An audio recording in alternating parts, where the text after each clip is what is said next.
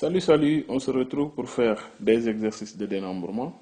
Vous savez qu'on a terminé les cours concernant le dénombrement qui était divisé en 4 parties. Aujourd'hui, on va essayer de faire quelques exercices pour pouvoir vous permettre d'assimiler toutes les notions que nous avons eu à aborder. Alors, on va commencer par un exercice de P-list. Très rapidement, je vous propose l'exercice. On a ici une urne qui contient 7 boules vertes et 3 boules vertes et 7 boules jaunes. Donc, on a un total de 10 boules. Donc, le nombre de boules disponibles, c'est égal à 10. N égale 10.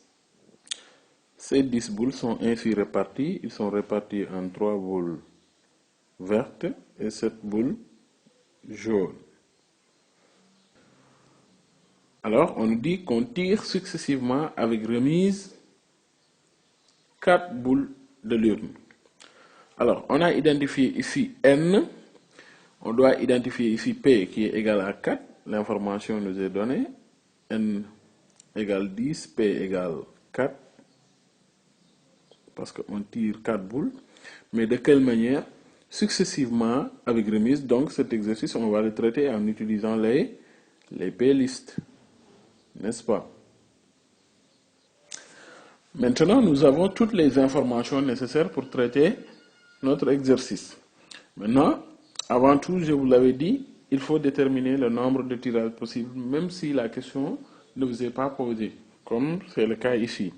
Donc, le cardinal de l'univers que nous allons noter oméga, c'est égal à 10 à la puissance 4. Pourquoi? Parce qu'on a dit que l'urne contient 10 boules et on en tire 4. Et puisqu'on les tire avec, puisqu'on traite l'exercice avec les P-listes, la formule, je la rappelle, c'est n à la puissance p. Donc 10 à la puissance 4 ici donne 10 000 possibilités. Donc nous avons 10 000 possibilités. Alors, on va rapidement répondre à la question 1A.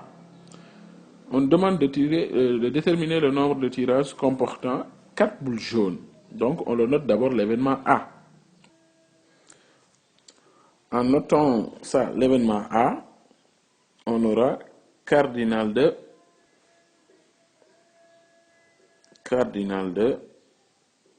A, c'est égal à.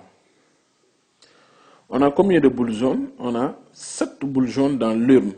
Et on doit en tirer 4. Donc, on a 7 à la puissance 4 qui donne 2401. À la question 1B, on demande de tirer le nombre de tirages comportant 4 boules, de déterminer plutôt le nombre de tirages comportant 4 boules vertes. Maintenant, on a combien de boules vertes? On en a 3.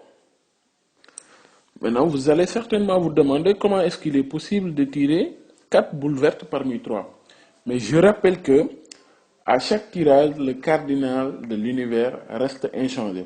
Pourquoi? Parce que c'est un tirage successif avec remise. Chaque boule qui est tirée sera remise avant le prochain tirage. Ce qui fait qu'à chaque tirage, le cardinal, c'est 10 boules. Donc, si nous avons 3 boules, si on en tire une fois, une deuxième fois, on aura 3 boules encore, une troisième fois, 3 boules, une quatrième fois, 3 boules. Donc, la réponse à la question B, c'est cardinal de B, c'est égal à 3 à la puissance 4, qui donne 81. Alors, à la question 1C, on nous dit de déterminer le nombre de tirages comportant 3 jaunes et une verte dans cet ordre. Donc, ici, l'ordre de sortie est précisé. Inutile de tenir compte du nombre de permutations. Pourquoi? Parce qu'on n'aura qu'une seule possibilité. Quelle est cette possibilité? C'est 3 jaunes et une verte. Une verte. Maintenant, on va noter cet événement C. L'événement C, donc son cardinal est donné par cardinal de l'événement C, c'est égal à 7 à la puissance 3, parce qu'on doit tirer 3 jaunes, mais parmi combien? Parmi 7. Maintenant, on doit tirer 4, alors qu'ici, nous en avons 3. Donc, je dois multiplier. Ce n'est pas complet. 3 jaunes et, je vous l'avais dit. Donc, et une verte. On a combien de vertes? On a 3 vertes. On en tire une. Et au final, on aura 1372. À la question 1D, on a la même question, mais sauf que ici, l'ordre n'est pas précisé. Vous le voyez bien, on a ici 3 jaunes et une verte, n'est-ce pas? Donc, c'est cardinal de D, c'est la question 1D. Cardinal de D, c'est égal à 7 à la puissance 3, multiplié par 3 à la puissance 1. Maintenant, ici, puisque l'ordre de sortie n'est pas précisé, il faut multiplier par le nombre de permutations. Alors ici, le nombre de permutations, c'est factoriel 4 sur factoriel 3 multiplié par factoriel 1. Et on va trouver 5488. C'est ça le cardinal de l'événement D. Alors, pour la question 1F, c'est 2 jaunes et 2 vertes dans cet ordre. C'est plutôt la question 1E. Donc, cardinal de l'événement E, c'est égal à, parmi les jaunes, on en tire 2 et on complète par 2 verts. On a combien de verts? 3, on en tire 2. Puisqu'on a dit dans cet ordre, on ne multiplie pas par le nombre de permutations et le résultat sera égal à 441.